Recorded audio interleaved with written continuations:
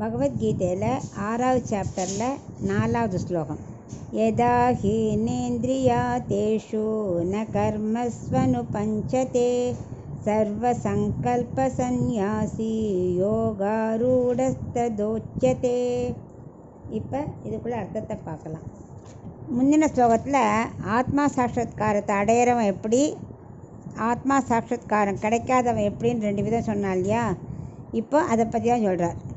அதாவது எப்போ கர்மயோகி இந்திரியங்களை அதை அனுபவிக்கிற போகத்தில் விஷயத்தில் அதிலெல்லாம் புலன்களை செலுத்தாமல் பற்றற்று ஈடுபடாமல் இருக்கிறானோ, 2வது எவன் அந்த பொருள் அடையணுங்கிற முயற்சி அதோட காரியத்தில் ஈடுபடாமல் சிரத்தை காட்டாமல் இருக்கிறானோ, 3வதாக எல்லா ஆசைகளையும் திறந்து விடுகிறானோ அவனே கர்மயோகத்தை பெற்று ஆத்ம சாட்சாத்காரத்தை அடைகிறான் அப்படின்னு விவரிக்கிறார். 3 நிலை சொல்கிறார். முதல்ல புலன்களில் அந்த போகத்தை குறைக்கணும், அனுபவம் கூடாது. அப்புறம் அது எப்படி அடையணுங்கிற முயற்சி கூடாது, அதில் ஆசையே வைக்கக்கூடாது. அந்த கர்மாவில் அப்படிலாம் இருக்கிறவன் தான் ஆத்ம சாட்சாத்காரத்தை அடையிறான் அப்படிங்கிறார்.